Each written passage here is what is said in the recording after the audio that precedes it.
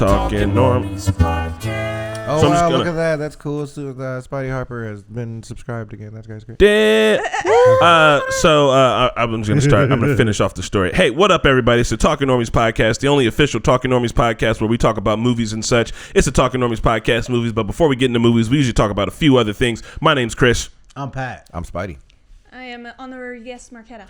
Hey, all right. So what I was saying was, because we're talking about the Malcolm X movie, so we're talking about Islam, was that I had this friend Fatima, and we were all like sitting down in like an art class, and it was me, her, this white girl, and like this Latino dude, and like somebody said something like mildly racist, so we were all like making racist jokes at each other, right? Yeah, as it goes. Yeah, and it was junior high, and Fatima, I was like, you should just sell more bean pies, and she like started crying, and then I was like, what the fuck? And like, she was like, it's really offensive. And I was like, oh, I didn't know. I didn't know. I thought we were just making jokes. And then I found out later on that she's not even that kind of Muslim. I was like, well, maybe that made it more offensive. Right? I was like, well, now I'm just confused. I thought it was all lighthearted jokes. I don't understand the bean Black Muslims, they'll be over on 38th Street selling bean pies. Mm-hmm. What's a bean pie? What do you mean? It's a pie made out of beans. It's low-key fire. Yeah. Ooh. I never heard of it before. Bro, Yeah. imagine eating that. a pie and being like, wow, that was savory, and now I'm full, and it's got like, it's chock full of protein. Yeah. Vegan, And Spidey, you know right where I'm talking about, right? Like 38th and like Fall Creek. Shit. Yes. Like, which is crazy because like Franklin, Shadeland, Fall Creek. I want some. they're not over there no more, really. Maybe we got to go further east. I'm gonna go to Shadeland. There'll be a dude out there with flowers now. Yeah, or Right by the the dude who sells the oils. I know the flower guy. The dude who sells the oils now. Flowers, oils, and They got random oils newspaper. now? Yeah, Step this game up. they got Good the for smell him. good oils. But I mean, I never had one of the bean pies, man, because my grandma used to live on that side of town back in the day. When I used to come to Indianapolis, it'd be like the first thing I saw. We'd get off the highway, you'd be on 38 for a minute, and then boom, it'd be like, oh, there's the dudes with the bow tie selling the bean pies, and It slaps. they're just not there no more. Shit slaps, bro. Anyway, hey, we're gonna do our weekend catch up where everybody's gonna tell us what they've been to over the weekend. And yes, we say weekend, but I really mean the week, because maybe you didn't do anything over the weekend. What have y'all been up to? Oh shit. I've been out for a while. I've been, I'm trying to think what I've been doing. You been Where you out? been? Been out You been where? gone? Well, I mean, I've been missed the past 2 podcasts. I had braces done, and then Invisalign and shit. yeah, and then what I do this weekend. Pat, what's your life? You know what's crazy? I went to the gym. I know that. How many legs days did you have? I had 2 leg days. Oh, All right. all right. You built It's different. Wednesdays and Saturdays. Split it up. Oh, I saved a bird. Why did you save a bird? You did not. I That did not bird save a bird. Violently died. He did. I tried. So I was walking Cash outside to let her out, and I found a bird like right by my house, and so I thought, I was going to try to save it. And I called Chris and Marquetta, and when I was, they told me Because apparently we're the people you call when you need well, to save because a she bird. was born on a farm, and I figured she probably saved a lot of animals. She lived in a village at best. She ain't on no farm. I mean, her parents got land and shit. But I feel what you're saying. Yeah, so I didn't know what to do in that situation. I didn't know if it was safe to pick it up or anything like that. So after I found out it was safe to pick it up, and you told me just put it in somewhere in a dry area.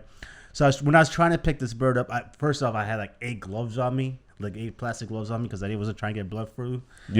Bird flu. When doctors do surgery on you, they only wear the 1 pair. Maybe you had on too many. Bro, the gloves. more the merrier, though. Obviously, they're not up to par with. It's like put on 5 At pounds. first off, these were Subway plastic gloves. They flimsy. So if it fucks, I was trying to grab the bird, and so every time I was trying to grab the bird, it would jump out of my hands and it would just fall.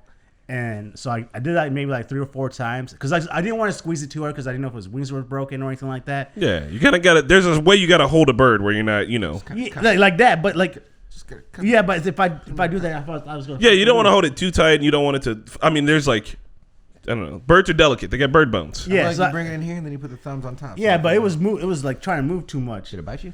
Well, the first time when I was trying to pick it up, it did like the beak thing. But then I was like, fuck it. Anyway, so I moved the bird to like a dry area. Eventually, after like 4 or 5 times, and I feel like I probably traumatized that bird too when I was doing that. And I brought some like crackers, and I left milk out there. And Not milk and crackers. what do Like you a get? Santa Claus? You give them water, but it's Oh. okay. Yeah. No, that's fine. Birds don't It do didn't die for any of the reasons you did. I just. Well, would've I thought don't milk and know. crackers. I don't know what happened. So, because Milk like might fuck a it up. couple hours later, when I go back out there, I just see the bird go back to the snowy spot and just chilling there. And then Maybe he had a fever. I guess. And I called Chris. I was like, look, I moved the bird over. Didn't do anything. And then An hour later after that, I go back to check on that bird. It dies and it's just flopped over.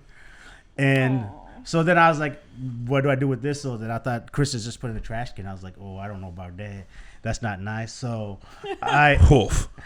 You say that. We got a hawk in our backyard, and that motherfucker leaves literally the asses of chipmunks and the heads of decapitated chipmunks in our yard. Cool. It's not cool. No. You know what it looks like when you pick up a chipmunk face and it's staring at you while the brains fall out the back of its fucking head? You take this shit, you scoop it quietly in the bag so you're not looking, and you throw it in the trash.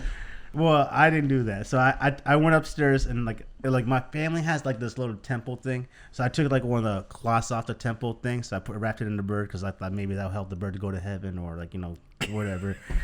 Bird heaven. Yeah. So I wrapped it up and then I buried it right underneath the tree. And so now hopefully my tree grows. But I feel like other birds know that the bird was buried there because now that tree has a lot more birds. Huh. Well, it wasn't a crow, right? New house just opened up. Huh? Maybe it's like new housing opened up. Maybe, I don't know. But I also found a nest right by my house, so hopefully that wasn't birds Damn. like that. What if the other birds just coming to eat the baby? I just looked it up, and Plot birds thickens. are lactose intolerant because they don't have. So I did kill the enzymes bird. needed to It would have break just down shit its lactose. brains It's out. fine. Yeah, it's fine. So this How reminds much milk me. did you give it? Maybe it didn't drink it. I mean, the birds yeah, are let's not hope. stupid either. But this reminds me of a story where my dad literally found like baby birds abandoned because the nest fell down from a tree. And he just brought them home. And I'm like, what the fuck are you doing? Like, obviously, he was like, you'll take care of them. And I'm like, I don't, what? You take care of them. So, like, immediately, I'm like 10. So I immediately get emotionally attached to like all the fucking 5 birds there, right? Hold on, real quick. Can I also just let you guys know that Marquette's dad kind of looks like a James Bond villain mixed with a walrus. So you got to understand a fairly big dude, not big, but like a larger man with a huge walrusy mustache being like, oh, Odd those are job. baby birds. Yeah. Odd job, but so tall. He's just like, Tall you'll nurse them. And I'm like, like I didn't know what to do. Nothing, just So threw I you in the just kept them. I found like a old pot that we didn't use anymore. So I like put hay in it. And I just like was like, okay, this is your new nest. You guys are fine.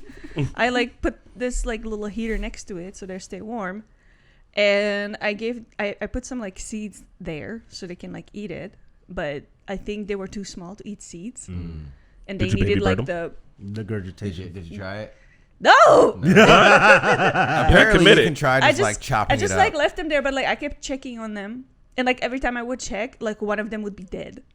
And like, and my dad left. He went back to work. It's your problem And now. I'm like 10 years old That's watching traumatizing. birds die one by one in my care. By the time he came home, they were all dead. I was crying next to a pot full of dead birds. And then we had to go bury them together. And he was just telling me that it's okay. And I was just like, I'm a failure. Oh, but you're so bird-like. It's kind of adorable that you put them in the pot. Like, Yeah, you put got them in the everything pot. together, and he just thrusts these lives upon you. And Right. He's like, here you go. I'm going to work. Right? I became a mother. That's hilarious.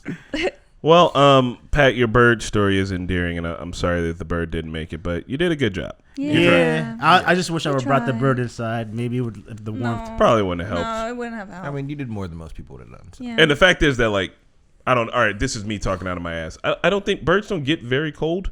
Some of them fly south for the winter. Others, we use their feathers for jackets and pillows and things to make us warm. So, Yeah. like, I think that they're pretty cold resistant for the most part. You've seen geese sit in frozen ponds and they're like, yeah. Oh, yeah, we did see that. So, like, yeah, I don't think they get cold like us. They can freeze to death, but he probably didn't freeze to death. He probably wanted to be outside in the cold. That's like his whole thing. He's had a Then I heart wonder attack. why he died. He just freaked out because a giant took him into him. I low-key thought he probably died because I gave him PTSD trying to pick his ass up. So He's I'm like, like, "Ah." Yeah, you might have exploded his little bird heart. That is hilarious. There was also, I recently had a dead squirrel too. It was a big squirrel, and I was like, oh man, damn, the squirrel died. And I went to go like move it and like moved around. I was like, oh, this squirrel is dying. And I was like, all right, bud, I'll come back in about an hour. you didn't kill him? What the fuck? Why would I kill him? Well, you knew he was dying. You didn't chop this, like end his misery. Whoa. No, I'm not a fucking, I'm not a farmer off tops. I don't even know if farmers do that shit. You Now I'm wondering if you even took the bird in. Did you just smash just killed the bird, Pat? He just made this elaborate story for us. Right? Just to cover up. It's not. It's like the end of fucking I Am Legend. Not at all, bro. Not at all. No, I saw this squirrel and I was like, it looks like nature's taking hold, bud. Sweet dreams. Let the DMT hit you the way it hits you.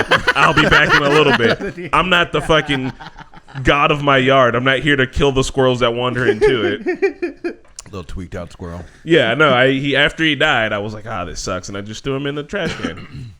I mean, I could have buried him and all that, but I don't have time for all that. Also, the cat runs around the backyard. If I start burying squirrels, he might think that this is a normal behavior. I thought he was the one who killed the chipmunks at first. I was like, our cat couldn't have done this. No. It was too clean of a kill, though. Like, I'm telling you, dog. I was like, why is this chipmunk? I did not know you guys could find dead.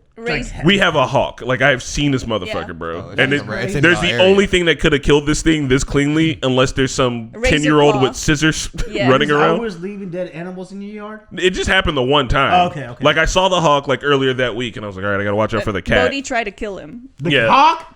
I mean, Bodhi, Bodhi's an come idiot. on. And we were like, all right, fuck, I guess That I'll keep an tracks. eye out. And I came out to the yard to mow it, and I was like, what the fuck is that? And it was just like chipmunk head, chipmunk ass, rest of chipmunk missing. And I was like, well, this is either some really fucked up kid or like a hawk. Like, I can't think of any other animal. You guys gotta talk to. Is there like a nest up there? It's somewhere in the neighborhood because we got all those trees like around us. So like I haven't seen its nest, but like I know it's around. Is there You a can't tree leave Bodhi out in? unsupervised a lot. He's man. too heavy, I think. You guys have trees in your I've yard, seen a don't you? motherfucking hawk take a fucking raccoon one. So Dog. Oh my god. I was at home at my mom's house one time, and we have like 2-story house, right? There's a loft and there's a window we can see outside, so the roof is like right in front of that window. I am upstairs just chilling, doing my own thing. I hear something thud on the roof, and then I see a rabbit running on top of the roof. Like, well, that didn't make any sense. Bro, I was freaking out because I was like, what the fuck is this? I see a hawk circle around and come back and grab the fucking rabbit right in front of me. Just and just boom, they're so boom. strong and Bro. so fast. It Yeah. was terrifying. That rabbit stood no fucking chance. Nope. No. I mean, have you guys seen Turley? When Dermer has him out in Colorado, Terrifying. he's a raptor vest. He has a vest to protect from. It's made out of glass, so that if a hawk tries to grab it, it won't be able to latch into the glass, like its talons will slip off. So he's like, yeah, Turley just runs around. He's got a like fucking hawk-proof vest on, like they're in World War V. That's so scary. That's taking risks that I don't want to take a risk. That's terrifying. I mean, it's kind of badass. Turley's out here like he looks like if we're gonna put press on him, he's gonna look like he's in a war zone doing interviews. How about a bigger hawk? So because of the glass, like in it, it can't grab on. It just can't. little slip. Any hawk that would be able to slip its whole entire talons around Turley and pick him up would be like, I don't know, a fucking condor or something. I don't know, a really big bird. But all the birds around the way, they try to pierce it. Okay. They don't just scoop it up like the claw machine. Yeah, we got bald eagles around here. I see them like. I saw every once one, in a yeah, while in the man. mornings. It's kind of wild. Every time I see a bald eagle out here, I'm like, where are you Are they so still lost? endangered? Yes, they are. No, they're not. They're not? No, they're not endangered anymore. Oh, shit. Yeah. Oh. All Yeah, right. we So we brought can them start back. hunting? Huh? If you want No, to, I guess. I'm joking. Kill America. Shoot the birds. You can hunt them in Canada. All right. So we can catch up. I moved our bus this week. It's always bus stuff with me now in the winter. It was too cold for the bus to move, so we had to jump it and then wait for it to be warm outside again and move it because it was outside during like the minus 10 days and I didn't have, it's diesel, so you can plug in diesel, but I didn't have a place to plug it in. And so the batteries died and it was just cold and I just had to jump it and warm it up. That was fun. I also dropped off some art at an amorous art show. Fun fact about being a photographer, some people see people that take nude photos as hacks, and I might be a hack. I'm not saying I'm good. I can take non-nude photos that are really good too, but I might be a hack. Anyway, so the amorous art show hit me up and they're like, hey, can you drop off some sexy art you have? And I was like, sure. I don't know that it's quote-unquote sexy, but I did. I dropped it off. That's it. I'm selling the rest of my pillows and I'm finishing my quilt and never doing any more quilts ever again. I hate quilts. Oh, you now. got the printer? Good shit. Oh, no. I didn't find a printer. I am the printer. Oh.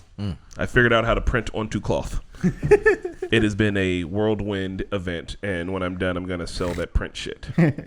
That would be great. So you said something great. about plugging your bus in? Yeah. Like, Talking you about made the it a battery, yeah. hybrid? Yeah, like what you do? No, you can plug in diesel engines to keep them warm when it's cold outside. I had For no real? idea. Yeah, I had Yeah. no idea you could do that. Right, it's just a diesel thing.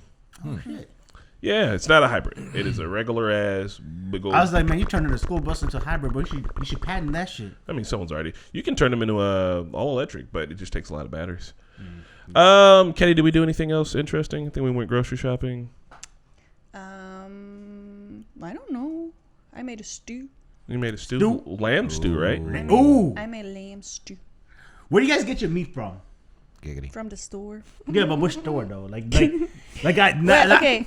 There's a butcher shop. Hey. It'll be done. Let me know. I'll tell you off camera about the butcher shop we go to. I don't want people showing up there like some paparazzi there's and a shit. butcher shop close to our house, and then there's like stores, grocery stores. So like, do you trust your butcher shop? Because I watched this Netflix documentary about God. like the two siblings, the twins. Yeah. So like, meat is bad and you gotta go vegan, but if you're gonna eat meat, you gotta make sure it's like locally sourced. Right. No steroids, no hormones, none of that shit. Yeah. Do you trust that butcher that has that kind of meat? Yeah. I mean, Maybe. I think I when I do buy meat, which isn't often, I try to make sure it's like pasture raised. If it's like no antibiotics or shit, like that's not true. Okay, that's But- what I usually buy. But pasture raised. Pasture raised. Yeah. Okay. They're just out there Yeah. actually being cows. Yeah. Or being like an animal. Yeah. Yeah. We're also not testing our meat, so the guy could be lying. We don't fucking know. Like, but I mean, So yeah, that's what I'm trying to find. Tertiary's in Fountain In Fountain Square? Yeah. Tertiary's? They're Also, pretty good yeah. source. They're decent. Apparently, the label organic doesn't mean anything. That's what I get too. It's not. yeah, organic's just like, meh. Anyway, That's why they gotta make it so it's difficult. Just a Why way just to add one Marketing. extra dollar onto vegetables? That's it. trying to eat my non-organic vegetables. I want a carrot grown in a lab. My lab grown. I don't Hell fucking yeah. know. Spidey, what have you been up to? Oh man. Grinding and climbing, I assume. Basically, yeah. I mean, my hands are actually moisturized right now, so you can't tell. But my fingers are like, I don't have fingerprints at this moment. Oh my God. actual pinky right here has worn through. Yeah, bro. What the fuck? On level of skin on both bro, hands. you can commit so many murders and get away with it. Yeah, that's exactly what everyone says, which is a weird thing that we always go to. As soon as I'm like, "Man, I You don't got have DNA fingerprints." on your fingers. They don't use fingerprint. He's gonna leave a lock of hair or some shit. They're not Yo. dusting for prints no more. Really. Going to jail for sure. Laundry. Back in school, so yeah, I've been doing. I've just been writing stuff. I guess I've been Nice. reading through things, watching some videos. And, You've been book learning. Yeah, I'm doing student success, which is really just like you kind of learning how to be a student, taking care of yourself, being responsible for your own actions and choices. This, that, the other. A lot of people need to take that. What course? What course is that? Dude, student success, which really it is. I didn't do that. It's fucking amazing so far. Like, You're not a student right now, Pat. do it. It's real quick, real easy. What else? That's really it, man. That's really mainly it. I made lomo saltado again. What? Oh my god, there's this shit. It is a Peruvian like stir fry. It's called lomo saltado. I had like a big pork shoulder. It was like 7 pounds, and I threw that in there. But like with lomo saltado, it is a lot of veggies. So it's like bell peppers of all 3 colors. I've got cilantro in there. There's jalapenos. You got any left? Onions. Oh, I've got a bunch. I got so much. You guys can have some. Yeah. Oh, I can't. Marquette don't fuck with the pork. Don't fuck with the pork. You don't fuck with the Nah, pork. That's all good. That's all good. Chris, you can eat whatever you want. I said I can. I said Marquette don't fuck with the pork. He said y'all can have some, and I was excluding you so that I could have more. You can't have it. No, I'm kidding. Did you guys see this? No. Eiffel Tower caught on fire. What? Yeah. Avatar caught on fire. The Eiffel Tower. Did it really, or is that like? Oh, I thought you said How? I thought you said Avatar. No, Eiffel Tower. Eiffel Tower caught on fire. How? It's AI. People on TikTok were freaking out over it. They're fucking doing too They're much, dumb. man. Hey, you can't burn Eiffel Tower, bro. It's metal. If they That's dropped what I if they said. dropped napalm on it, I think it would catch on I fire. think napalm. Yeah, the fire will hold, but I don't know if the metal would. Well, napalm is hotter than. Okay, well maybe. Yeah. I don't know. But all gonna right. drink So there it. was a big old AI hoax recently. A lot of people thought that the Eiffel Tower caught on fire because of some TikTok shit. fucked up. We do Luckily, regular it's AI. moving fast enough that I think maybe people are going to start to having to double check. Like, imagine that in the future you have kids, right? And your kids are like, TikTok's going to be dead. It'll be Bing Bong or whatever. Bing bong. Look what I saw in Bing Bong. Santa Claus is murdering the president. And you might have be to be onto like, something with that. damn, that looks really real. Let us figure out if it's true or not, if Santa Claus murdered the president. And then you have to like go through like what's true and what's not. Like, you know what I mean? Like there's going to be new ways of learning. And also to get into that, have you guys heard about Flesh Pit National Park? Do tell. So Flesh pit. I'm not mishearing Flesh you. Pit. No, you are hearing me. In the rural areas of Texas, they have found a giant hole that is a meaty flesh pit that leads to the interior of the earth. It is a living organism that you can go and visit. It used to be big in the 80s, but then after a couple of mysterious deaths, people stopped going to it. Obviously, They found the butthole. We found Earth's butthole. Obviously, this is just a fucking gimmick that some dude made. He made it, and it's like he made brochures for it, and it's like a fake website and shit. Some motherfuckers think it's real. So wait, can we go to it or no? Like, No, we're there, not. Is there anything that he has that is a thing? Like, is there? No. It's AI generated image. It's like it's an this art project. No, he actually he just designed it. Like it's not even AI generated. This Okay. dude just He just made a it. pit and he just put meat around. No, there's no pit. There's It's no an- pit. He it's just an made art brochures project. for a fake pit. Why? And people think because it's like an art project. That's kind of fun, right? Okay. Like like we're gonna do some shit for a fake national park. We're gonna build lore around it. Like it's a fun, creative thing to do. So how did you go visit it? It's not real. So how did people? You said people died. Yeah, that's part of the lore. It's like fake. Okay, Yeah. okay. Yeah. But some people online think it's real. So where are they trying to Yeah, go? where They're they trying to go? They're trying to go to. Does the brochure say it's a location? Yeah. Yeah. Here, I'll tell you guys. Let me look up. Fuck it, let's make a field trip. I feel like I'm just getting. I'm just I kinda over just- humanity. Flesh like, Pit National Park, baby. They got their own wiki. Let's see. Flesh Pit National Park is an online series created by artist Trevor Roberts. The project revolves around the fictional Mystery Flesh Pit, a national park located near the fictional town of Gumption, Texas. Fiction. Oh, I thought Gumption, Texas was a real place. I'm not gonna lie, that sounded like a Isn't real. Gumption a place? That sounded like a real place. Gumption, Texas. The park itself is a massive subterranean organism of unfathomable size during the mid-1970s and was made a national park in the 80s, and it's been sudden closure in 2007 because too many people were dying in the flesh pit. Bro, that's gonna be a movie soon. We're going to the old flesh pit. Here's It some sounds so pictures of it. gross. Flesh pit. I fleshed in the pit. What do you even do? It'd be in a cool Flesh Pit? concept, I guess. I mean, yeah, but like some people, like if you go to TikTok, some people are like, "Have you heard about this flesh pit But that here's the thing. exists?" And it's like, guys, are y'all? Some people, it's like with the flat Earth thing. I was there when some people were like, "Oh no, the Earth is totally flat," my and they were God. like they were bullshitting, right? Oh my God. And they did that bullshit for like 1 year, and then the next year, motherfuckers were like, "The Earth is actually flat." And let me tell you, like. Yeah. Someone does the joke and then someone believes it, and then like 2 steps later, the actual crazies come out and they're like, "The flesh pit is real, and the government doesn't want you to know about it." It's like, guys, But also, I don't blame them. Yeah. Because the government lies to us so much and hides so much from them that we kind of have to develop this mindset. I think there's things you can't lie about, yeah. like a giant pussy on the side of the planet might be generally hard to cover up. And why is it always in America? How come it's never? It's all. This is like I want to go to other countries and be like, "What conspiracies do y'all believe in?" And they'll be like, oh my maybe some God, I would spiritual love shit, to hear right? That'd be so cool. Instead of being like, "Well, what the government doesn't want you to know is that all the water's actually Kool-Aid." And it's like, fuck that. I feel like I would know that, right? Like I've had water, and they're like, "That's what they want you to think." And it's like, guys, there's some things you can't hide. And if there was a giant pussy on the planet, I feel like we might have known. Wait, well, about, there's also shit that we like. I didn't know that there are natural sparkling springs. Yeah. Sparkling water springs, like just carbonated water coming up out of the earth. That you can No, Yeah. get the fuck out of here! Right. Like Bro. the fizzy water. like sparkling water. Yeah, there are natural springs. You for didn't that. know tight. this. I had no idea. I'm just Bria learning told now. me, and I was like, "Shut up, man! That shit's so stupid." She was just like, "Look it up," and I was like, "Damn, I'm stupid." Where? Like, it's crazy. Fucking Utah, even you can go in America and find some, but they're Ooh, all over That's the cool. I world. like sparkling water. And Colorado. I'm flabbergasted. I am not flabbergasted because I know my own ignorance, but this is the first time I'm hearing of it. But I think it makes sense. What? Because you have can no infuse. But how do you get the carbonation? But it's not infused. These are just natural springs. With But I'm saying, gas. like There's- deep underground, there's natural gas.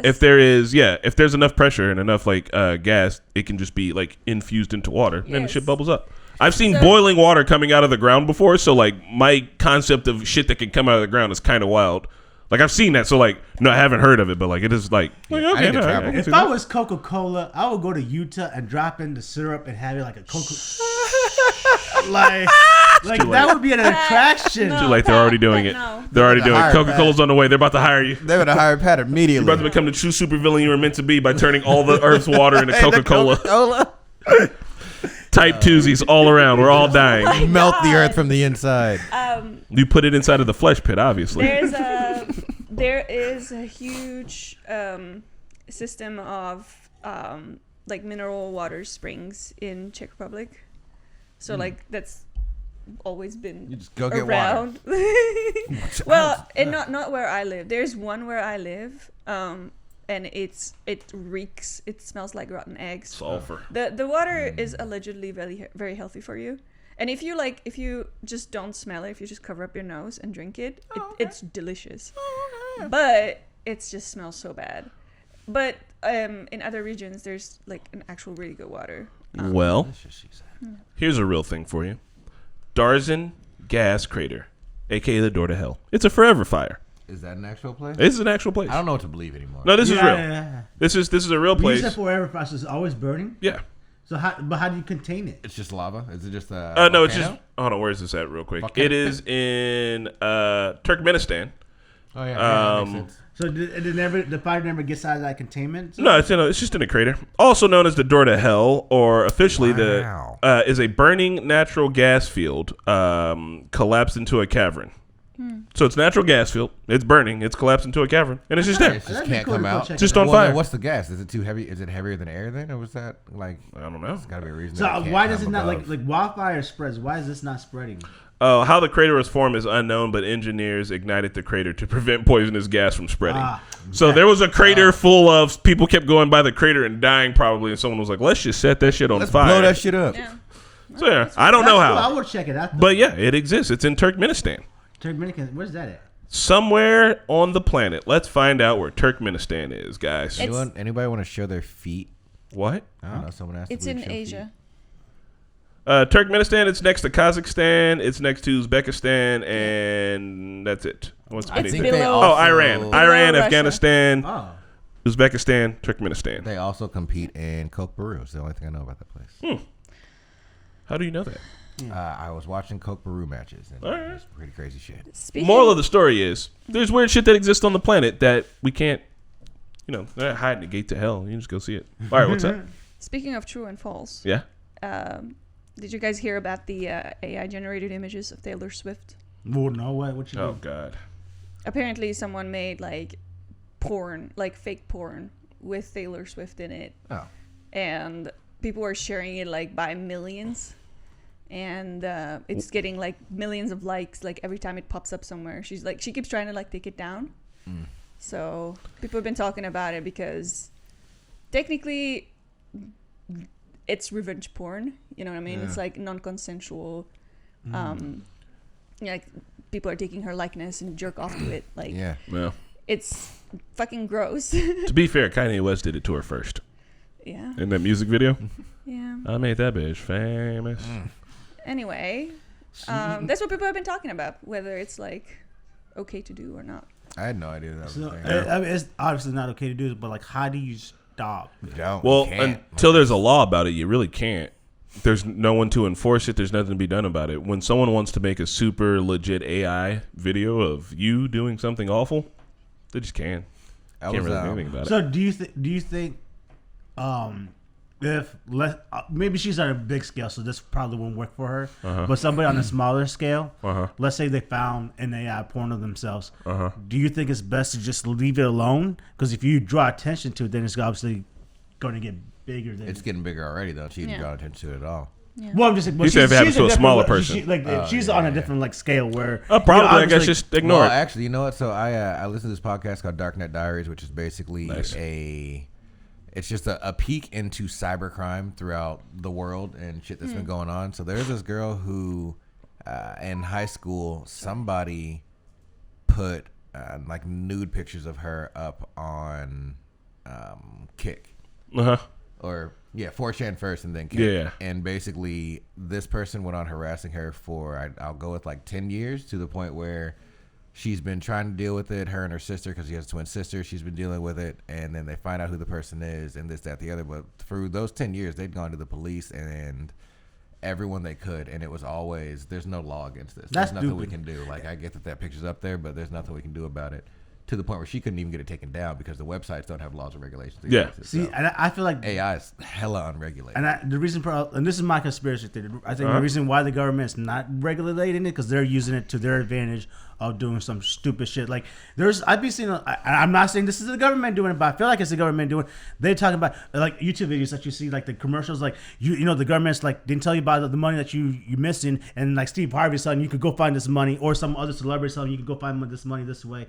like I feel like the government uses it, so that's why they don't want to regulate it because like they do it for evil shit. I mean, they also use nukes and they regulate those, so I think they could just regulate it and still use it nefariously. Yeah. I get what you're saying, but you know they use state violence and they regulate violence. Hey, let's talk about something slightly less controversial. Pokemon with guns. Palworld. Oh who's playing Palworld? I haven't played it yet. I did hear that there's a dude who already did a mod to where he made it all Pokemon, and they are now suing that guy. Yeah. Like Nintendo is aware. Pat played Palworld on mine for a little bit, and he hated it. Pat, tell us why you hated it, and Marquetta can tell us why she hated it. I hated it because it's like I need objectives. There are objectives. Or I need competition. There's a little corner there with objectives. You just didn't read them. Oh, but see, make the game simple. You're targeting kids. I don't think they're targeting kids. Man, they got Pokemon. Come on. That's targeting kids. It's not Pokemon. It's pals. Pals. They look like Pokemon. Like you got dire wolf. I mean, kids ain't stupid either, though. They can play Breath of the Wild, which isn't a game that holds your hand. I don't know. I just wish they would have more prompts, like just telling you, like like a little paperclip on Microsoft Word. They have that in the upper right hand corner. Oh, I didn't see it. Well, and also like there's too many goddamn controls. I gotta press F and then 1, 2, 3. Oh, get a controller.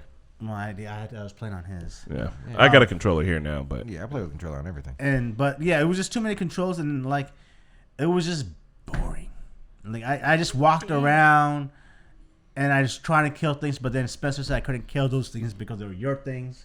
Yeah, there's plenty of things in the world to kill. Base? Yeah, he's on my base. Did you leave the base? I thought I was leaving the base. But he was hungry to death, and then he stepped in my fire pit and killed me.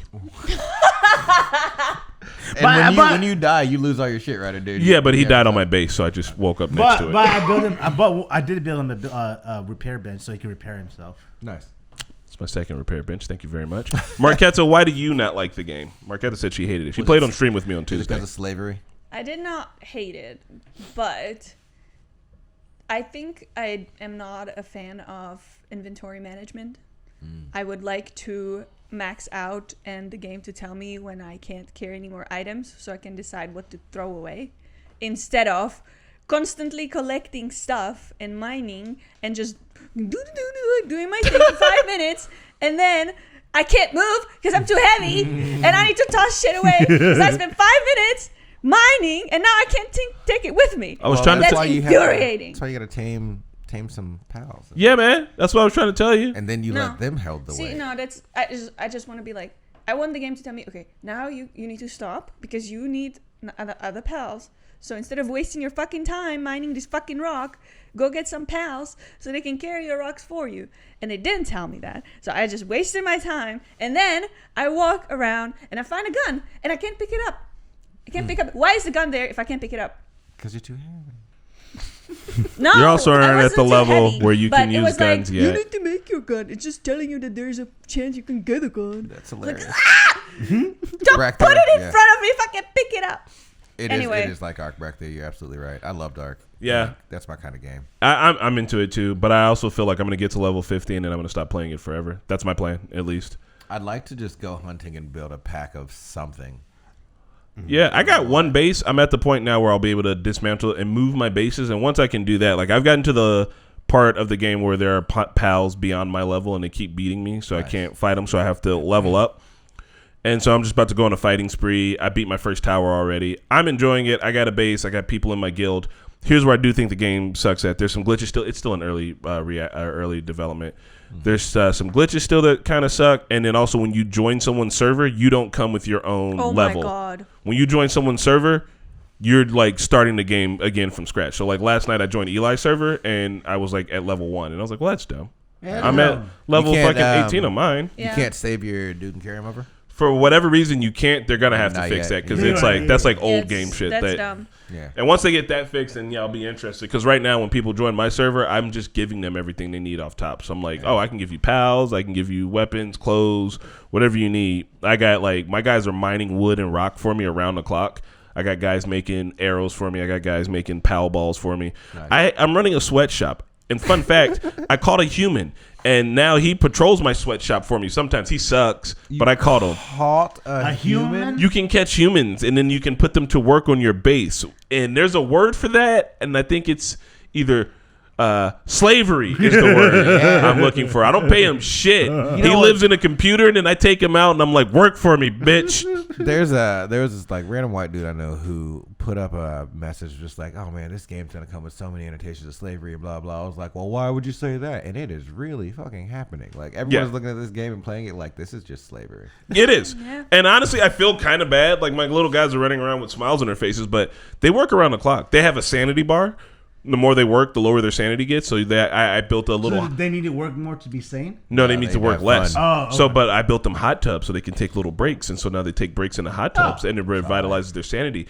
And it's like, yo, only thing these motherfuckers live to work, bro. They wake up when the sun comes up and they work, and then when the sun goes down, they go to sleep, and then they pop up and do it all over again. I leave for hours and then come back, and they're like, you've got 5,000 woods. And I'm like, so much wood. I don't even need this much wood. I've been telling them to stop making me wood because I got too much fucking wood, bro. They're just doing shit. And it's like, it's fun and all, but also like, what hellscape do these animals live in? Also, you can butcher them, and the only ones you can butcher are ones that you already caught. So you can't butcher wild ones and turn them into meat. So when you kill them, the wild ones, their corpses stay around. And they'll despawn eventually. But like if you kill a bunch of chickens next to your spot, there's just a bunch of bodies.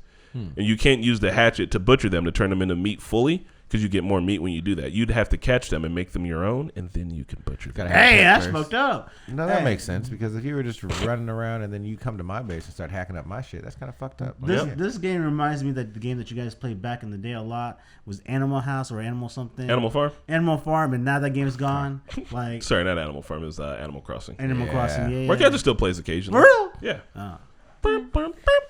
There is no such semblance to this game in Animal Crossing. That's not. It's just like you build your own farm and you get, you do stuff and you bring animals over. You're It was like Harvest Moon. No, no one's working for free. I have citizens in my village on my island. Okay, they have on Animal Crossing.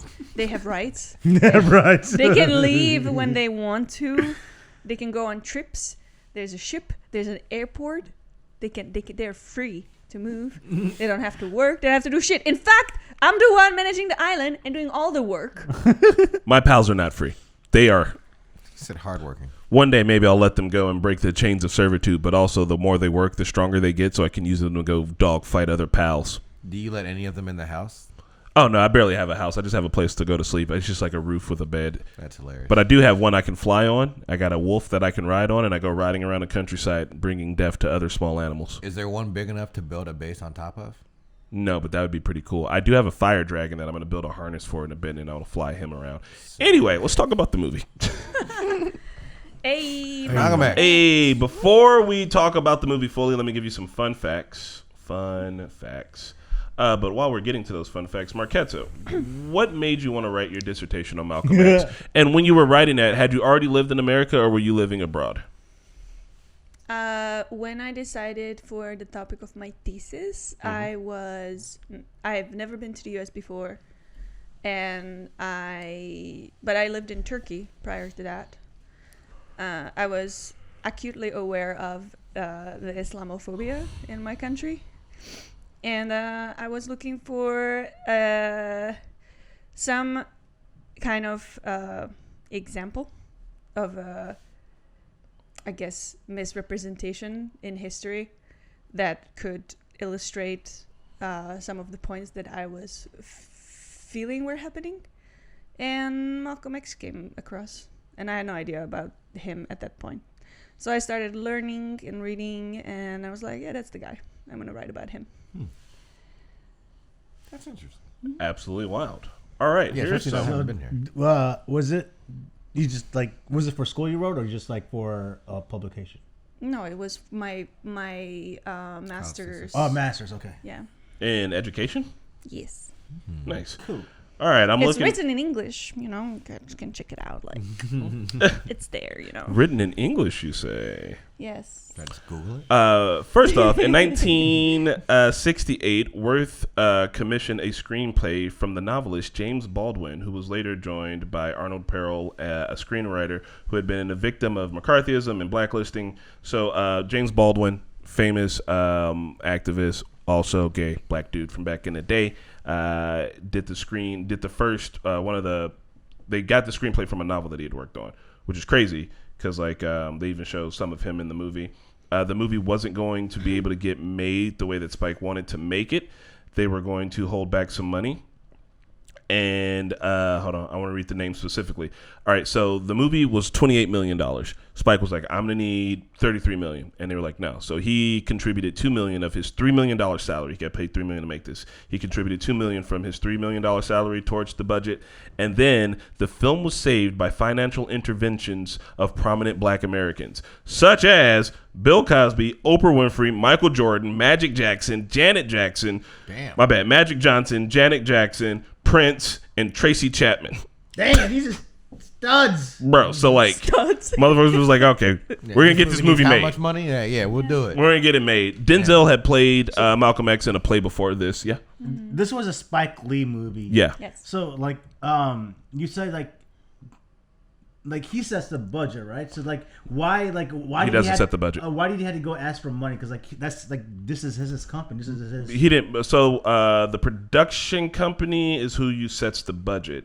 They talk with the director about like what you need, and Spike Lee was like, "I need this much," and the production. Also, company it's was a like, production company and a director is two different, and they're not. They're sorry, not not the together. production company. Distributed by Warner Brothers. The production company was 40 Acres and a Mule, which I'm pretty sure is Spike Lee's company. So They then Warner don't- Brothers is who is giving that. Yeah, like just because you got to get the financial backings for a movie from somewhere else. Like some people fund movies themselves, but they don't. It's like an investment, right? You know what I mean? And or like when you're taking out, if you're going to start a business, you're going to take out a loan. Sure, you can use your own money, but don't rich folks always say like use somebody else's money and pay them back? So same deal. He contributed some. The budget ended up being $35 million, and the box office raked in $73. Nice. So They made money. Good as shit. a successful movie. Yeah, over double. Denzel's Washington's kid is in this movie too, What? somewhere. I didn't even see it. Because he's a kid. Yeah, I was about to say, I was wondering. He's if an actual if child. I that think was actual those kid. kids at the end of the movie, they're all standing up saying, "I am Malcolm X." I think it's one of them. Ah. I saw it on like the casting list and was like, "Oh shit!" Right. And I couldn't figure out who it was. Maybe a little Malcolm from That's the what I was thinking. flashbacks. Maybe it could be, but I thought it said classroom student. Oh. Hold on. Well, It says it could have been the little Malcolm, like in the classroom. Washington's When he had the conversation with the teacher. could be Washington's then 8-year-old son, John David Washington, appears as a Harlem elementary school student. John David Washington will later go on to be in another Spike Lee movie, Black Klansman. Yeah. So Spike Lee's been working with these motherfuckers, the whole Black family. Klansman was a Spike Lee movie? Yeah, we've been doing Spike Lee movies all this month. I thought that was that one guy who does all the big time movies. Peel or No. Fuck. Clint Eastwood. Tarantino? Eastwood. Yeah, Tarantino. No. But yes, it was Spike Lee. We've been doing Spike Lee all this month. That's been the theme for the month. Spike Lee movies. shit. Anyway, That's just not let's talk about the movie and then we'll talk about the characters. weird. Okay. But yeah, that's it, man. It just the movie's crazy. It was really big. Yeah. Also, Nelson Mandela's in the end of the movie. Yeah, I was like, what? And I just want to bring up this real quick. I completely forgot about that. You motherfuckers be, and by you motherfuckers I mean out there in the wider world, be talking about the Mandela effect. Y'all don't know history. Like, how come the Mandela effect's never like, oh, the sky's purple? It's always been purple. It's always some obscure history thing. Like, I think Nelson Mandela died in 2015. Well, you don't fucking know. You come on, man. It's always, come on, Bernstein. Sure, it's a fucking typo, maybe. I don't know, but it's always something innocuous. What color is C-3PO's leg? I don't know. They remade those movies 100 times. I don't fucking. Why is it just never? Have you guys noticed that grass is green when it's always been bright blue? Like it's never. Something crazy. Right, it's always fucking something that, sure, I got history wrong once because I wasn't paying attention to the news or I read something that someone wrote wrong. That's all. Nelson Mandela's in the movie. That's the Mandela effect for you. All right. What do you guys think about the movie? I for a 3-hour long movie, I streamed it, and I was hooked. Like there was never a time like, all right, when is this movie going to end? Like I never lost interest. So I thought the pacing was really, really good. I think the reason why I was kind of like really into it was I didn't know much about Malcolm X originally. My Malcolm X knowledge was whatever the public school system taught me. What did they tell you? Which is cool because my opinion on Malcolm X changed a lot. Uh-huh. So the school system, like what I was taught was like your other civil rights leaders like MLK, Uh-huh. they highlighted him more and they like put him in a better light, and they didn't highlight Malcolm X the way they highlighted MLK. They highlighted him as more of a radical, the guy who started the Black Panther movement, like the behind it, and What? Who? No, am I wrong? Who The started the Black Panther movement? Malcolm X? No. No. Maybe I got my facts wrong. But he was more of like a radical person, and it was like we didn't spend much time from him, and it was more of like he wanted with MLK it was more about peaceful protesting, and with him was more about violence, and that's what Spidey, did you get that same thing in school? Sort of, but we also had an African American studies class, so like. We're talking elementary school here, right? Or junior high, I guess. I mean, so like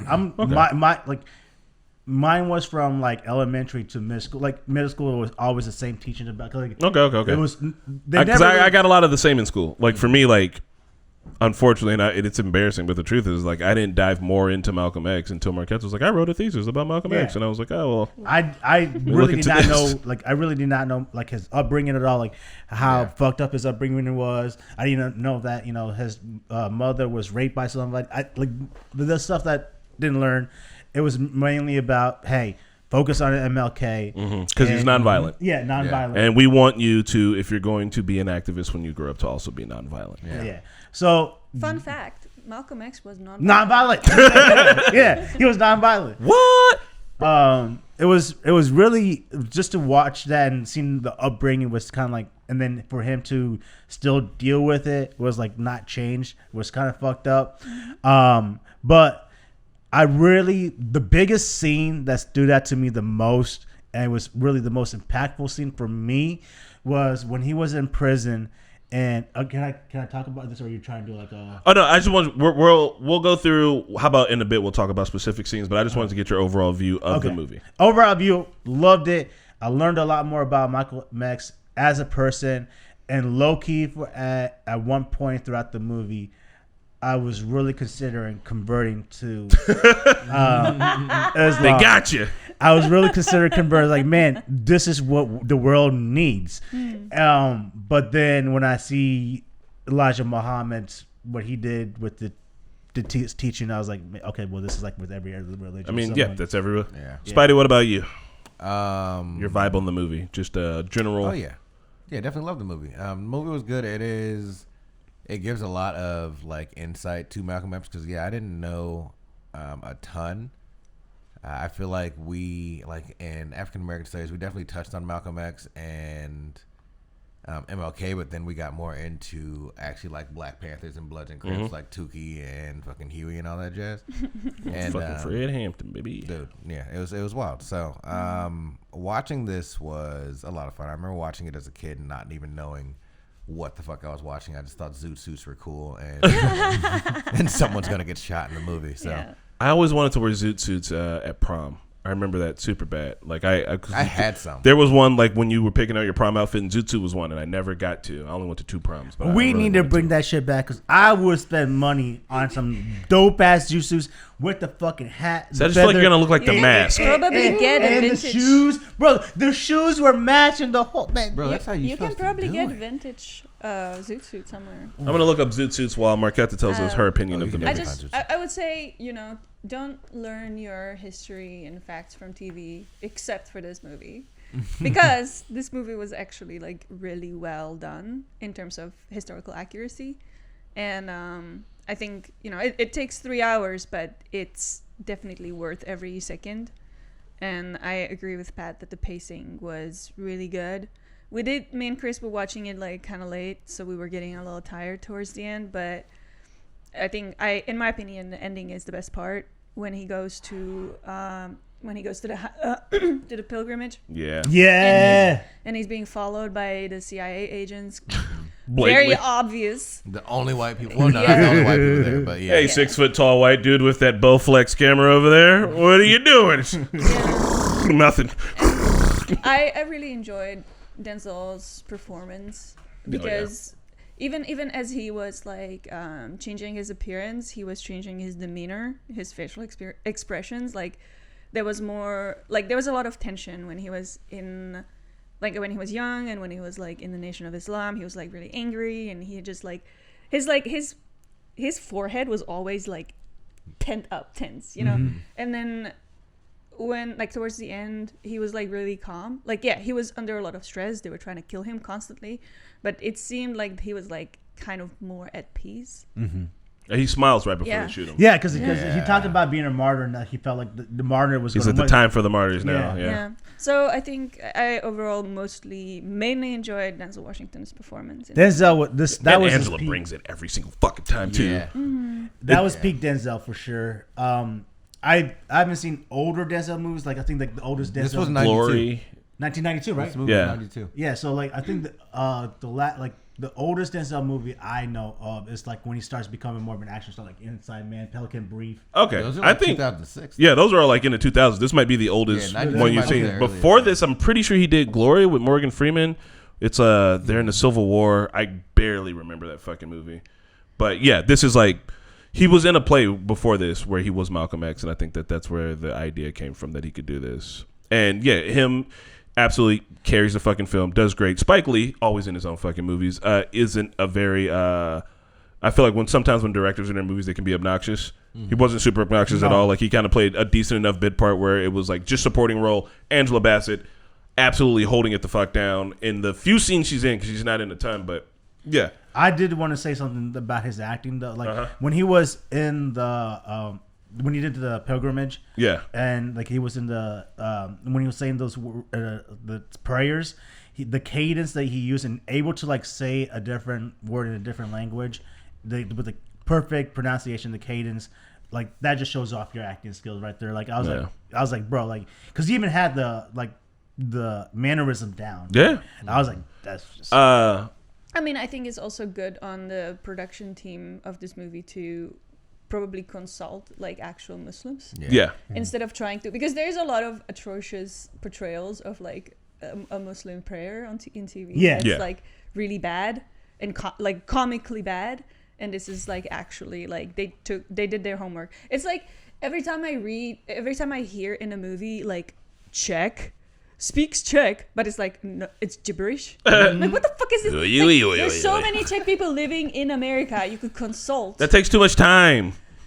That was funny to bring that up because like in that pilgrimage, I remember he was in the market looking for food, and I remember like just the background people kind of means you want to eat. I was like, oh my god, they actually got that shit right. So I'm gonna talk about my take on the movie. Then we're gonna talk each about our specific favorite scenes because it's a 3-hour long movie, and then we'll talk about the character of Malcolm X and Denzel and all that. But so my take, I thought the movie's really good. I think Spike Lee was going for like one of those old big Hollywood epics because it's 3 hours long. Like it's not a blockbuster. It's a must see, but it's like it was like an epic. You know what I mean? Like compared to some of the older Hollywood films like I don't know, like fucking Casablanca or like Ben-Hur, like one of those big ass movies that like everyone had seen. And I'm glad that the movie made its money back. And I think if it came out today, it would also still make its money back. And it'd probably be more like I guess the most recent biopic we've seen is Oppenheimer.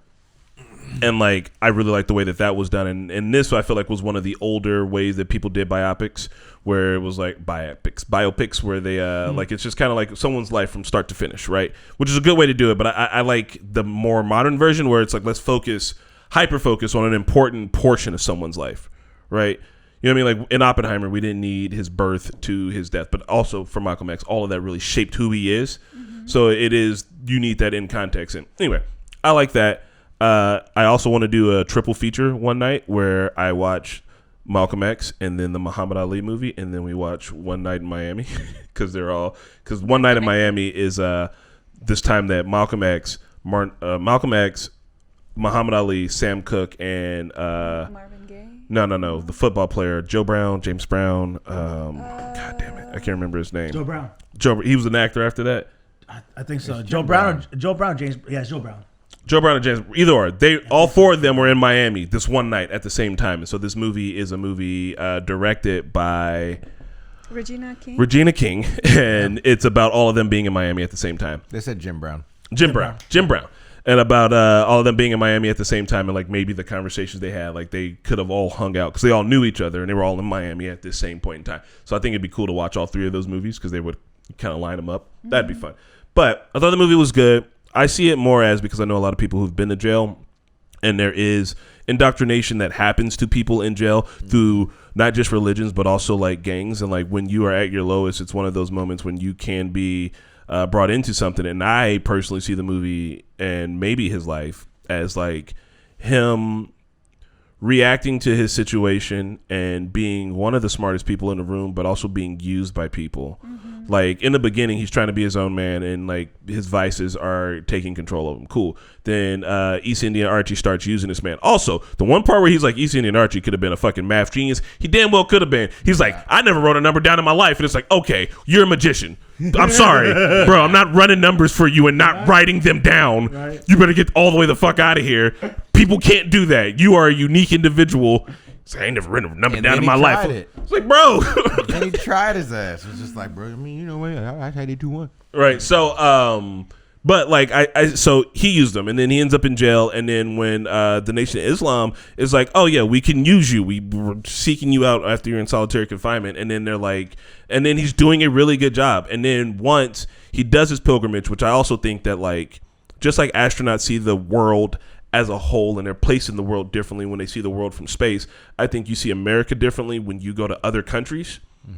That because like there's a lot of things in America that we believe and a lot of our own hype that we believe, and I think, and I know everyone doesn't have the ability to do it, but traveling outside of America changes your fucking perspective on America.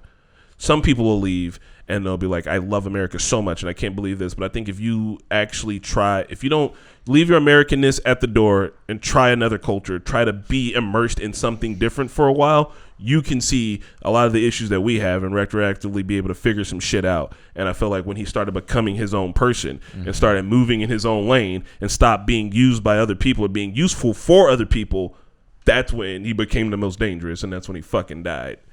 And like, yeah, Nation of Islam pulled the trigger, but like the FBI's got everything fucking tapped, and they're like, well, you know, we'll just let shit happen, or we'll make sure the gates are open. We can make sure things happen the way it happens, because no one trusts the fucking FBI. And one of the ways the FBI has said on paper, on tape, on what the fuck ever, the way they operate is, if there is a group that they deem dangerous, they don't infiltrate that group with plans of taking over that group. They infiltrate that group with plans of making sure that the leadership is people that are more agreeable to what the FBI wants. They don't have to say, hey, leader, do this. They just have to get in a group and make sure the people that they don't want to rise to the top don't. Like, they sabotage it from the inside. They make you think that you're winning at the game. If the people that talk shit about America were as dangerous as they thought they were, they'd already be dead. You know what I mean? Like the people that live in America that are like, I'm saying the things no one wants me to say. If that was the case, you wouldn't be able to say it. Like, we keep pretending like our country isn't about some fucking dog ass shit when they want to be, and they are. Absolutely. So like, if you can get on your giant platform and say the things that people don't want you to say, it's fine. Like, that's it. That's fine. So I really like the movie.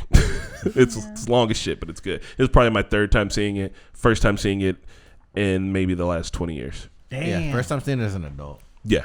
I watched it as a kid, and again, I was like, zoot suits are great. I remember the perm scene and him getting shot at the end, which in my head, I get that one. Doing that. Yeah, I get that mixed in with the one from Ali, because he also gets shot in Ali. Oh my god, I was just having that same, because like me and Brie were talking about it, I was like, I think I'm confusing Malcolm X and Muhammad Ali based on like just the facts of their lives. I just turned into one fucking person, and it was killing me until Muhammad I watched Ali the movie. didn't get shot, but he had to return all of his fucking belts. Nope. Didn't go fight in that fucking war neither, man. And like, I appreciate a lot of that. So, favorite scene. What are some pivotal scenes? One of your favorite scenes in the movie that you think spoke a lot. For me, well, I kind of had two scenes. One scene that was more relatable, and the other scene that spoke to me a lot.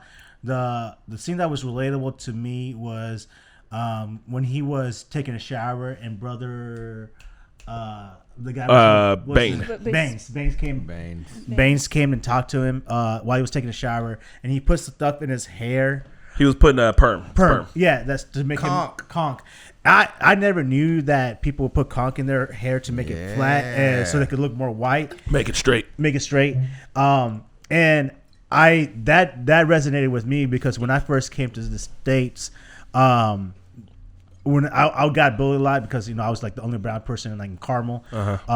So like I remember when I was little, like those little kindergarten paints that you get, like the little circular paints that have all the different colors. So I would take the white one and just like do all that before I was going to school one day. So I was like trying to put all white on my hands and stuff. My mom just gets mad. So sad.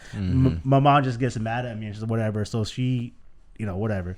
But anyway, so I remember though, like people that's like to assimilate that you have to do things to assimilate. Otherwise, you're not going to assimilate, especially if you're like really different. And assimilation is, I mean, like, I think a lot of cultures want to do, but it's not ideal. Yeah, it's like, and if you don't assimilate, then you're the outside person. No one's like, shit's going to happen to you.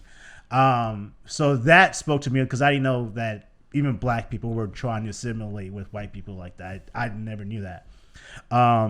Well, you got to think about like back in the day and even still today, like having your natural hair at work can be considered like unprofessional. Yeah. Like there are probably places where if Spidey tried to get a job right now, it would be like, oh, you're going to have a more professional hairstyle. What's unprofessional about his hair? In the time I've had my locks, I have seen things change and it was the same thing like tattoos and dreadlocks. You cannot get a job basically. Yeah. And now it's like everyone's got fucking tattoos and locks. So it's great now. But yeah, that was definitely a thing. I remember putting S curl in my hair and shit and little stuff to perm it just to get like wavier waves and straighter hair and type shit and wanting to frost my tips and I don't even know what the fuck. Like, I mean, dumb. And a lot with like names too. Like there'd be like, oh, you can't give your kid some ghetto ass name because they're never gonna get a fucking job. Yep. And it's like, okay, well, fuck that. Like we get to deem what our fucking names are and what they're gonna be, and like you shouldn't be based off of that, right? They're like, what, you're gonna, Dr. Zenobia? Yeah, be fucking Dr. Zenobia, bitch. Yeah, can be. If you can pronounce it. Zenobia. That's probably like also like another thing to assimilate was I changed my name for Petite to Patrick during like the school just to assimilate better. But like just I never noticed other cultures that had to do that, so that was kind of like that was very relatable. And then also the scene that spoke to me the most was when Brother Baines was praying and getting down on his knees, and then Malcolm X was having a tough time to get on his knees, because he had so like for him there were so like the past was burdening him for him to get on his knees. He had the ego of him to get on his knees, and even like for him was like he is like he had control issues. Like he didn't want to give anyone control over him. Like in jail, he didn't want to give up his name, like the number. Sorry, he didn't want to give up his number because like it was controlling. It was a control issue. So like problem with authority. Yeah. So for him that was the most difficult thing for him to do, and for him to succumb to it, that just showed like anyone like as for where he was, you could change if you really wanted it to change. So that was really impactful. Okay. Spidey, what about you?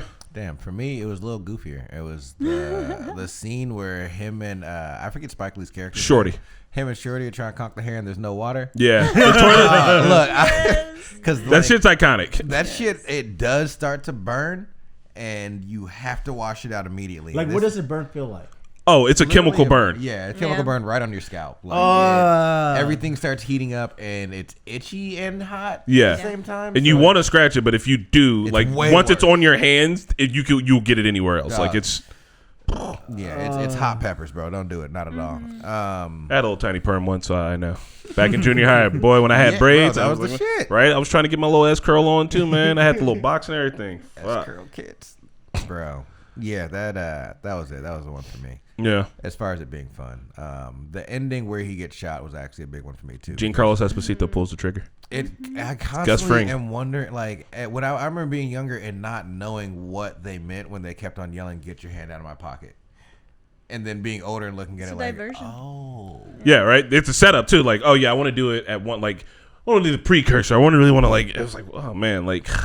Well, the first dude, he says it when he's before there is even the hint of him being shot. It happens one time before where he's somewhere, and I think it was the dude from the Nation of Islam that basically they've been getting mad because they feel like he's taking money from them by getting people to basically follow him instead of their actual belief, which is what I thought. Get your hand out of my pocket. Oh, okay.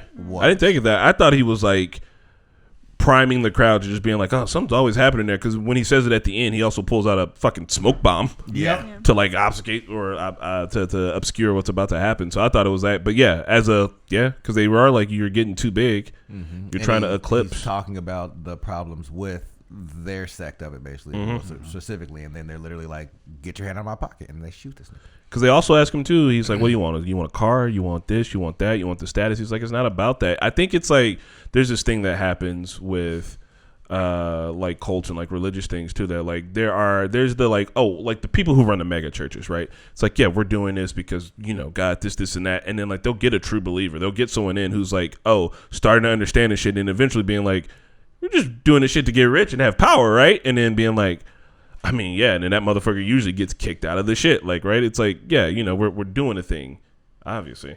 We've already reacted to RRR. Catch up. Also, I'm sorry, we have a thank you for the one gifted Normies membership over on YouTube. We appreciate that. That is awesome. And sorry, all in the game, I don't know that we're going to get a chance to talk about Vince McMahon today. That's on me. I forgot about that. It was really bad. But we'll save that for next Friday. See, I'm that's the hook. Curious. In fact, we'll have more information by next Friday. Marquetta, what was one of your favorite scenes? Okay. It wasn't my favorite scene, but I just wanted to point it out. It's like a throwaway scene and very small. When Malcolm X and his two other goons are walking up to a building, and there's that white lady. I think they are at Harvard. Mm-hmm. She's like, well, what can I do? How can I help your cause? And he's just like, he just tells her there's nothing you could do. Mm-hmm. Then this is something that he actually like mentioned in his biography. And his biographer was like really kind of talking about that moment extensively, because later in life he went back to that memory and like was really regretful that the way he spoke to that woman. Mm-hmm. I don't know, I just thought it was like you know, for him, he really didn't want to be remembered as the way he was when he was in the Nation of Islam. Mm-hmm. And unfortunately, that is how he continues to be remembered. And I mean, people change, right? Like, he did change. He changed his religion. He changed his entire, like, worldview. Yeah. Within the last 3 years or 2 years of his life. It seemed like he was, like, becoming, like, himself. You know what I mean? Yes, exactly. Like, he was finally coming to his own, his own opinions. He had his own church. He was finally figuring out things for himself without being under another personality's influence. And that's when he wasn't able to live out his full potential before he was assassinated. And you know, it was, I don't know why it touched me, but it did. He was about the same age as Denzel when he was making the movie, actually. So let us look. Can someone look it up while I how long was he in jail? I think he did the full 10 years. Yeah, it was like 8 to 10. 8 to 10 but they had like 13 charges, right? Yeah, but it was all concurrent. So he just had to do it all at the same time. But it was 8 to 10 for 15 counts, so that'd be like 60 years. Yeah, but concurrent. You do it all at the same time. They were all 8 to 10 counts, and they all just brought it down to you serve for all of those things. You can serve it consecutively, or you can serve it concurrently. Instead of serving for one crime, you serve for the 5 crimes. Okay. Which is dumb. What was I supposed to be looking at? Oh, age of Malcolm X when he died. So for me, one of my favorite and most pivotal scenes is it's one of the news scenes after he comes back. Right? And they're really hounding him on the fucking guns, because it shows me the hypocrisy of America. Like at the corner, like, so you're still an extremist because you think your people should have guns. This is a fucking America. I am a fucking leftist ass bread tuber, damn near. Yeah, I own a fucking gun, because all the crazies own guns too. I would like it if people own less guns, but until that fucking happens, it doesn't make sense to not own a goddamn gun. It's just, that's my take. You do what you want to fucking do. When people beating each other up over toilet paper, I decided that maybe getting a gun was reasonable, but how old was he? My thing was also 39. 39. Dang, Jesus, he could have. Bro. That's crazy. So much, bro. I feel like he learned so much at a young age. Like some people don't grow up that fast. I mean, he's almost 40. I felt like he's about to turn a corner. And I feel like that's when he was literally like the most dangerous. And I think it's the same truth for MLK. I think as people get further into the whole like leftism, I think the further people get into socialism, I think the more anti-capitalistic people get. is when they actually do start becoming dangerous to the status quo, because like I do think that some of that shit makes a lot of fucking sense, and a lot of the problems that he has with America I do think it comes down to income and inequality and shit. He's like, go down the street and look at the other people's houses and tell me why they don't. He's talking about systemic racism. He's talking about like there is a system at play to keep us fucking down, and when they're talking about like we'll have our own nation and it'll be separate, we can't do that in America. And like they tried it with Liberia, and that didn't work very well. The black folks that they sent from America over to Liberia just became colonizers because that's all they fucking knew, and they were sent over with guns, and like shit didn't go well. Like Native American people have reservations, and it's not separate and equal. Like we know this. There's no separate and equal shit, and I know that for a while that idea seemed like it was gonna make a lot of sense, but I don't think that it could have. But the news scene, when the dudes are asking them like just about, do you think black people should still arm themselves? That's not a controversial question at all, right? But they're playing it like it is because like there's a certain sect of America that doesn't believe in restricting guns until certain people have guns. Same with the Black Panthers, right? Like they're like, well, black people have them now, and that's when we're going to make more gun laws. Just like nobody had issues with welfare until black people started accessing welfare. Yes, and the majority of people helped by welfare are white people. Because like the majority of people in the country are white people. Same, like there was places in Alabama that had public pools, and when they let black people be able to go swim at those public pools, they filled them in with cement so that no one could use the pool. It's the same kind of fucking deal, right? It's like that joke they have in BoJack where women start carrying guns more, so they outlaw guns. It's like, yeah, like I feel like that's what it takes, and like it's a glimpse into the hypocrisy of the country, and it's something that still goes on to this day, and like. I don't know. It's wild, and I like that he still stays calm and he's still talking. And the movie felt sad because I think they do a really good job of portraying Malcolm X, and it feels like that. Yeah, at the beginning of his life, he probably wouldn't have been good friends with a lot of the people I know or me. But like towards the end, it feels like he would have been someone I would have wanted to listen to. I would have wanted to hear him speak. I'd want to hear him talk. I'd want to go sit in lectures at the fucking feet of him and MLK and just learn shit. Like there's a lot of civil rights leaders that are still alive today. 100%. But like, if he was still alive, he would have he was a natural speaker. Yeah. Like it was easy with him. Like you would just. Like the police officer, that's too much power for one man. Yeah, you could easily get drawn to him and listen to him. Oh, I'm with you. He had me, boy. if he would have came to me, and back in that time, especially when black people didn't have a choice of thinking about a black Jesus or like a black God. Like there was no idea or concept of that. For someone to come up and be like, bro, you know, Jesus is black, right? Like, nigga, shut up. That shit crazy. He's like, nah, bro, look right here in the scripture. Yeah, he had proof. What? You got books. Like, yeah. And I think he had me, bro. I'd been a Muslim as hell. Muslim as fuck. And I think too. Oh shit, I forgot what I was gonna say. But I mean, that's it. It does a really good job. Oh. Malcolm X would hate the way that he is portrayed in schools and shit. Yes. I went to a school. Yes.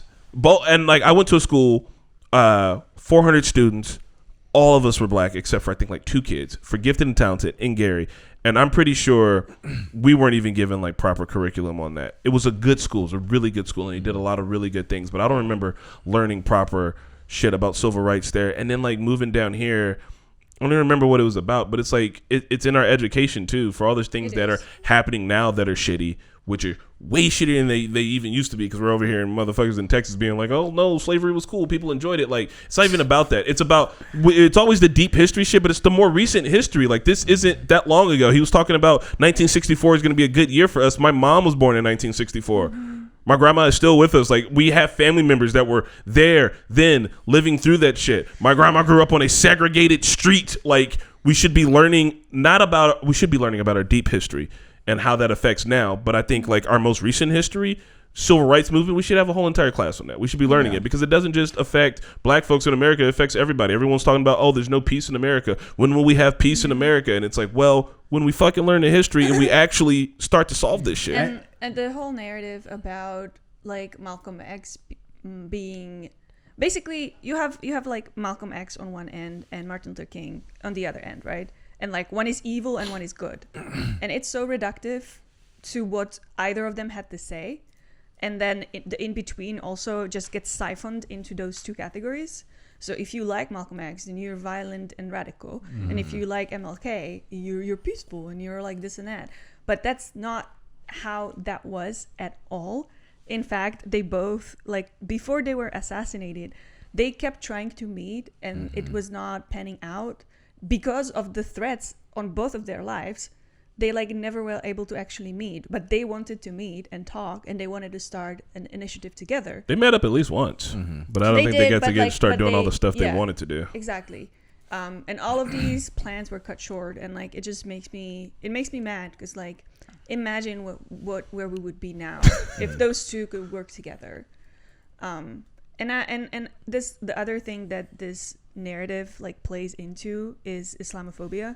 Yeah. Because you have, the good guy is obviously Christian and the bad guy is a Muslim. And it adds on to the ethos that we have in the world about just like Muslim equals bad. And it's harmful. And that's why I wrote my thesis. I remember growing up thinking that, and literally, this is going to sound hilarious, but like I remember growing up thinking that Malcolm X was a dude who would walk into an area or like a train station. I don't know if you guys have ever seen Head of State when Bernie Mac gets off this train and he's just smacking everybody. Yeah. I literally thought that was Malcolm X. Like as far as like, how violence went and anything, if a white person came to him, he was like, "Get the fuck out of my face!" Like, and then I always thought that MLK was that peaceful, turn the other cheek, the one that you want to be type shit, blah blah blah blah blah. Until I got older and I was like, no, some people need to be hit. Like, yeah, and guess what? Might need to be hurt. MLK said, what did he say about peaceful protest or like? It doesn't work. He was like, yeah, I mean, it makes sense until a certain point, and then it don't.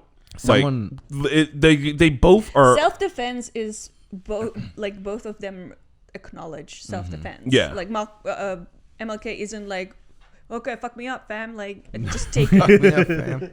Let's go. I think what happens is the way, at least for our school system here, you said like civil rights like class or something like that.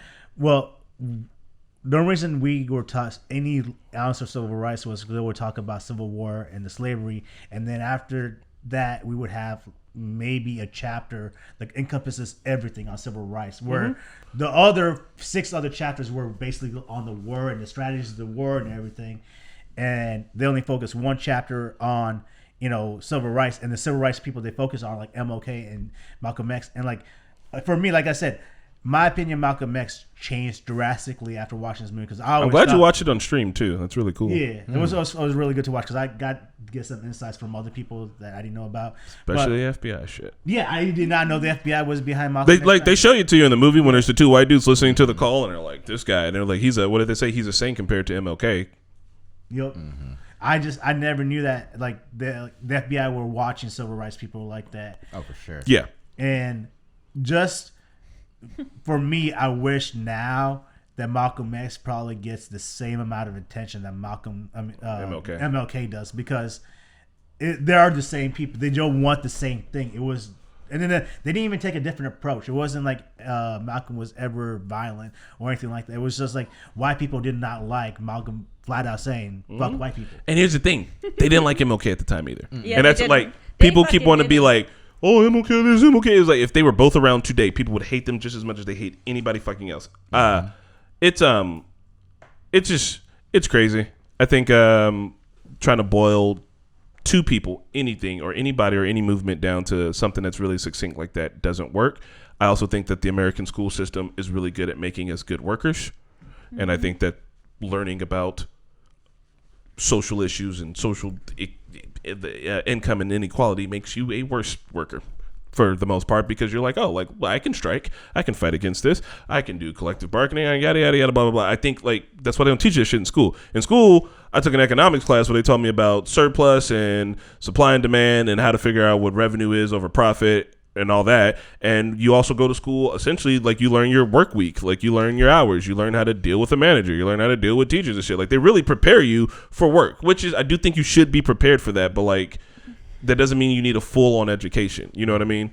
And then even when you're out of school, like, sure, I got to pay for college classes. I could take an African-American study, or I could take something that goes towards my major that's going to help me to get a better job. Like, you know what I mean? Like we focus so much on that. I'm not saying these things aren't important. I'm saying that when your goal is to get a job and be sustainable and be like the best working citizen that you can be, that like, sure, learning about MLK and learning about Malcolm X is great, but like W.E.B. Du Bois.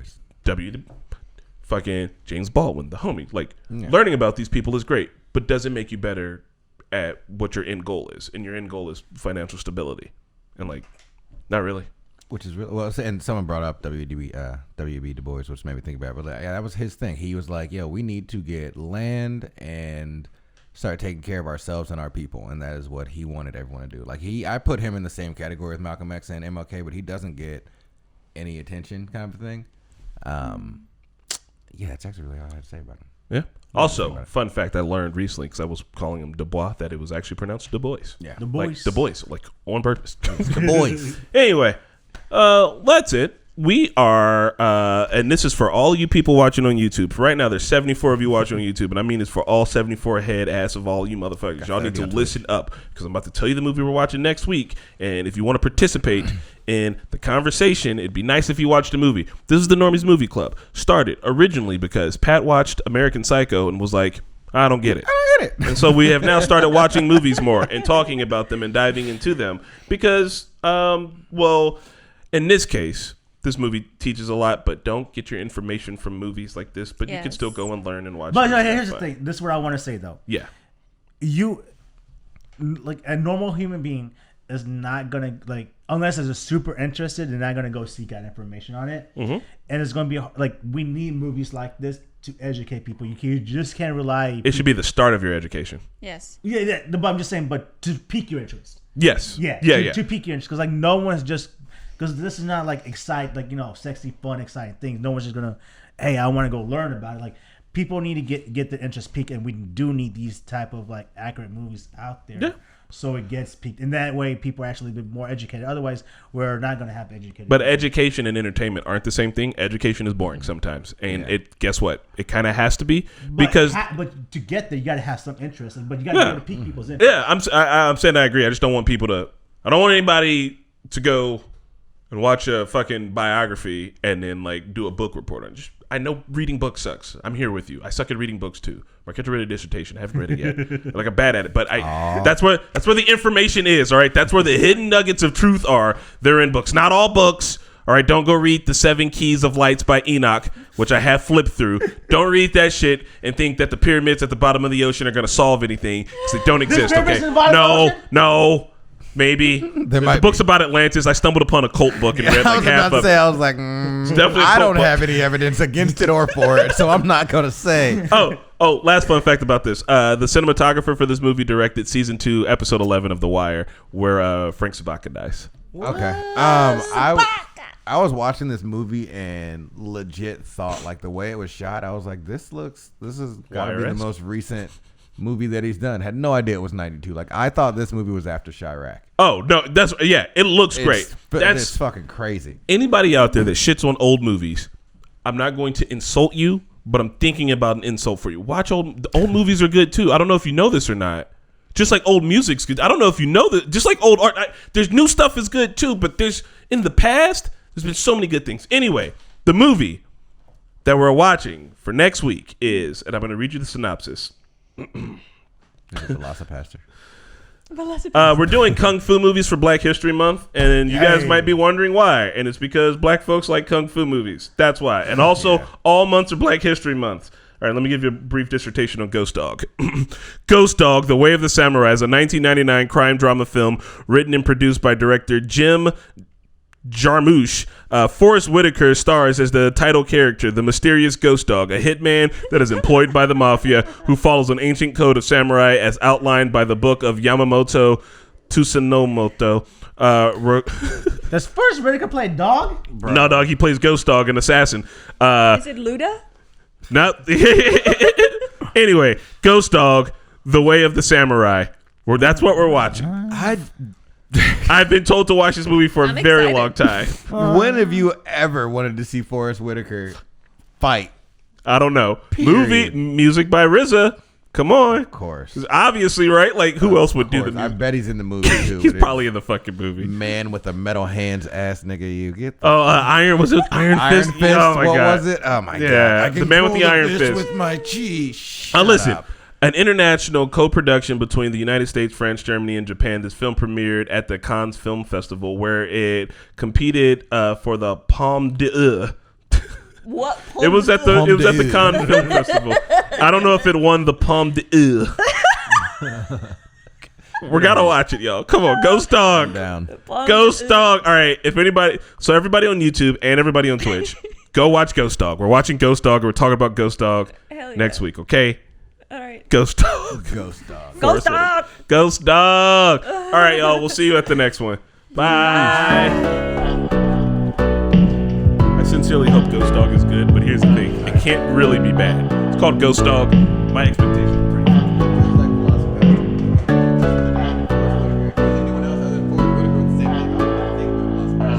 Talking Normies Podcast.